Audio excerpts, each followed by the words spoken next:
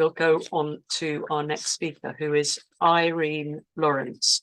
And Irene Lawrence serves as a board member for WDI USA, as well as the program coordinator for WDI USA's Nonviolent Direct Actions. She has a Master of Public Policy from Duke University. In her day job, she works in state government and advocates for the formerly incarcerated population. Because of her background in justice reform, her biggest concern is for the rights of incarcerated women. And Irene's talk is called NVDA, that's Nonviolent Direct Action, as Anti-Femininity. Thank you so much, Irene, and over to you. The WDI USA board recently wrote a blog post, which I just shared in the chat, titled On Femininity and the Abolition of Gender.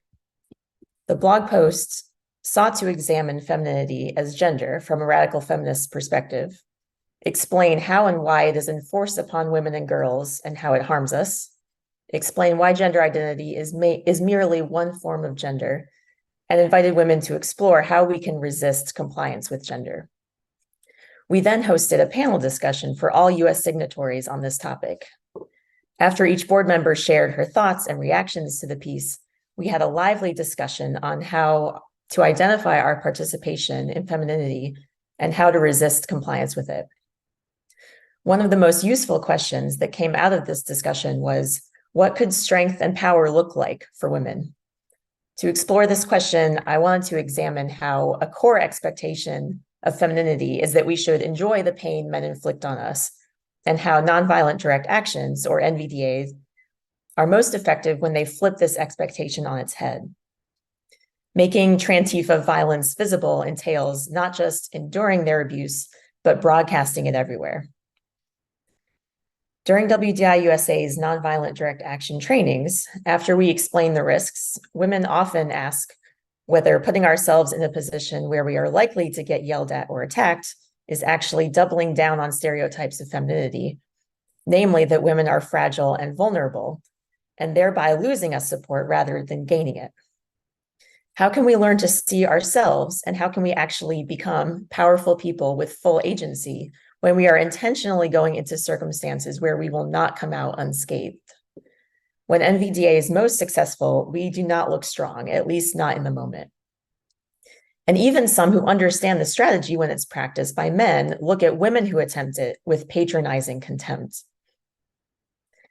These responses to women participating in NVDA have led me to reflect on how NVDA can be one of the most public manifestations of an alternative form of strength and power for women that doesn't waste energy hiding our pain, but redirects that energy in a disciplined way towards a future that is centered on women's loyalty and our love for each other. You could say that we're not so much making violence visible as we are refusing to continue hiding it. What is the opposite of femininity at NVDA events? How can we convey strength and power to those watching? As WDI USA's blog post states, public dignity is precisely what women are denied in patriarchy, and one of the things we are fighting for. How can we both insist on and embody such dignity when we're being physically attacked? First, the vulnerability we face in these situations comes from being female, not from being feminine. We're showing our solidarity and love for each other and allowing each other's vulnerability without seeking male protection. Being motivated by love for each other and for all women is subversive, and it's also more sustainable than anger. We participate in these actions to protect what we love more than to fight what we hate.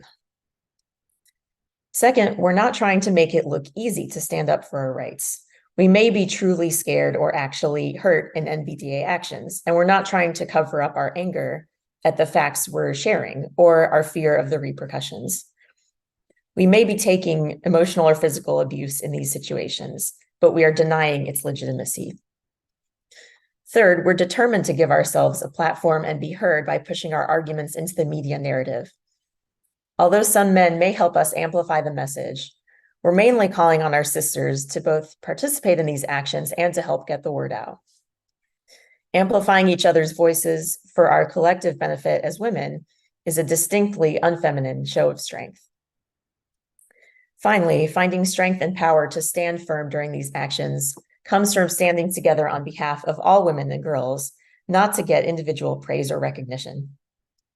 These goals of NVDA all convey power and agency, not submission, no matter how badly we are attacked. Our recent NVDA action in Portland, Oregon on November 19th was by far our most violent action to date. After being informed that the library where we had planned to give the action was not going to be able to keep us safe, we stood outside with our banner and started to give our speeches, which were all about violence against women. We got halfway through the first speech when we got pepper sprayed, punched, kicked, and had heavy cans thrown at us. We eventually made it to our getaway car and back to the rental house, but several women had to go to the hospital for their injuries. All 10 of us were traumatized and in pain as a result of this experience, but not a single woman broke her nonviolent discipline. And every woman who I talked to said that she was not only likely, but eager to participate in another action. Ultimately, it doesn't matter if any individual woman doesn't feel like her own strength is enough in these actions. We absorb strength from each other. I don't think we need to split hairs over how many NVDA photos of us are published where we look upset versus how many photos portray us appearing calm. As long as we have sufficient dedication to our mission to keep us from fighting back at the violent men, our power and determination is made clear to those watching, and more people will peak trans. As the only heterosexual woman on this panel, I also wanted to reflect on how my understanding of femininity and its non-gendered opposites of strength and power has been affected by my relationships with men. Making my goals, intellect, and self-worth smaller has been a key feature of all the relationships with men that I've been in. And when I've been in relationships, I felt a great deal of pressure to prioritize their needs above those of my friends and family. With the benefits of hindsight and radical feminist analysis, I'd like to think I would never allow this in my future relationships. But since becoming a TERF, I've also started to consider my dating prospects almost zero, which shows how hostile I assume most men to be towards women who display uncompromising solidarity with other women.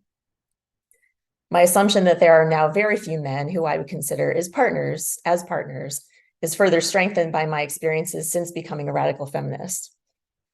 I started dating my ex-boyfriend before I found radical feminism. His porn use already made him determined to violate all my boundaries, and he became distinctly more sexually violent in response to my adopting radical feminism. Radical feminism, thankfully, also gave me the courage to leave that relationship. Broadly speaking, it's no coincidence that male partners' violence frequently emerges in response to women's newfound professional success or personal strength. We are only seen as properly feminine if our relationship with him is the primary one.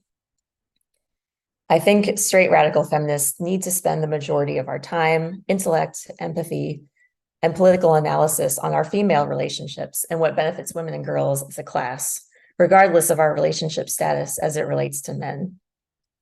I don't think we should settle for any man who can't accept that prioritization. If enough straight women held men to those standards and displayed a willingness to put their safety at risk on behalf of all women, we would have a chance of undermining patriarchy. Thank you so much for giving me the opportunity to reflect on femininity and how radical feminists might better resist it.